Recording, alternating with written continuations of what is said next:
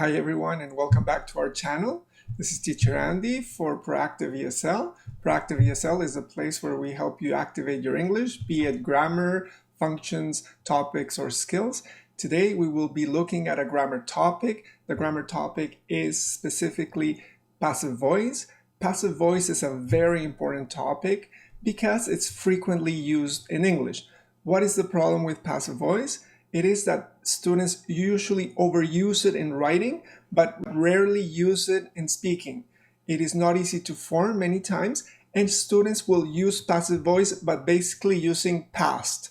Was cooked, was done, was built, was created, and this limits the level of your English. Usually the level for passive voice is upper intermediate or advanced. I set up the exercises that we're going to see in this lesson for upper intermediate or advanced, some more specifically for advanced students, so that again, you can try to practice the English that you have learned before. The problem with passive voice is that students study English for many years using active voice, and then reach the level for upper intermediate or advanced, and suddenly they're told, you know what? Passive voice exists in English and is used quite a lot. So changing the mindset so that you can now use passive voice is very difficult because all the time you've used active voice. Now, passive voice for sure is my favorite topic to teach. Today, we will look at how passive voice is formed and when it is used so that we do not overuse it so much in writing, but specifically like all exercises here at Proactive ESL, we're going to try to work for speaking and listening primarily so that you activate your English. The level for this topic is going to be upper intermediate or advanced. I have set up some exercises more geared towards advanced students, but in general, both upper intermediate and advanced students, I think, will benefit much from this lesson. So let's do it. Let's activate your passive voice. I know it sounds strange to activate the passive, but that's what we're going to do. Let's activate your English. Let's do it.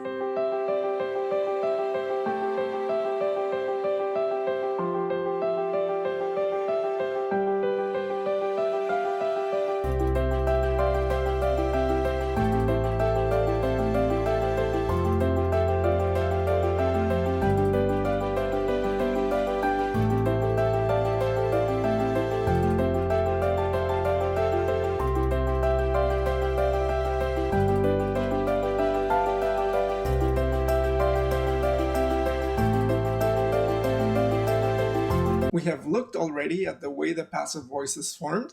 As you can see, this is a good example for passive voice. The passive voice is formed by students, but the idea is not only to understand the grammar. The most important thing is to actually know when to use the grammar.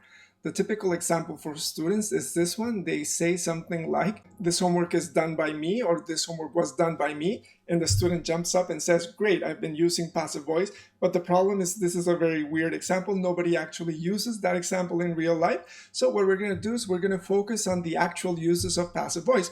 So the first one is when the subject is obvious. Here is an example for you.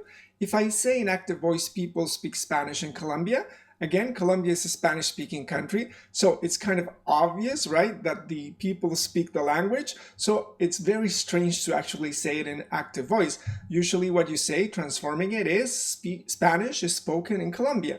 Spanish is spoken in Colombia, passive voice. And again, because the subject is so obvious, you don't say Spanish is spoken in Colombia by the people. Because of course, it's the people that actually speak the language, right? So this is the first example of a use. Then the second one is this one over here. It's when an object is very important, more important than the subject. In active voice, many people can say in more basic English, they will say they killed President Lincoln. He's a very famous president and a very important person. And of course, if you want to have the headline for a newspaper, you're not going to start with they. They? Who cares who they are, right? What we care about is President Lincoln. So we use passive voice and we transform it and actually say President Lincoln was killed or President Lincoln has been killed. Different variations for that one. You see, use number 2 is when the object is more important than the subject. Finally, there's a really cool example. It's when you're very polite or you want to cover up or you don't want to mention a name. This is a typical example for you to remember. I can say in active voice, Carl has made terrible mistakes. And again, here I'm pointing out Carl. Imagine we're together with a lot of people and we don't want to embarrass Carl, right? If I say Carl made the terrible mistake, imagine in an English class where everybody is afraid to speak. I don't just want to make Carl feel horrible, right? And speak less.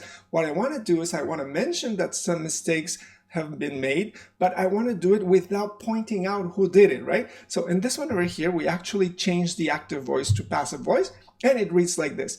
Terrible mistakes have been made in this mission, or terrible mistakes have been made in this class. The idea, you see, now I don't even mention Carl. Maybe after the class or maybe after the mission, whatever, I will set up an appointment with Carl and we'll discuss what happened, right? But he's not embarrassed.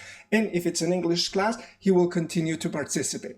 Good. Those are the three uses. Number one, when the subject is obvious. Number two, when the object is more important than the subject. And again, number three, when you want to be polite or you don't want to mention the subject.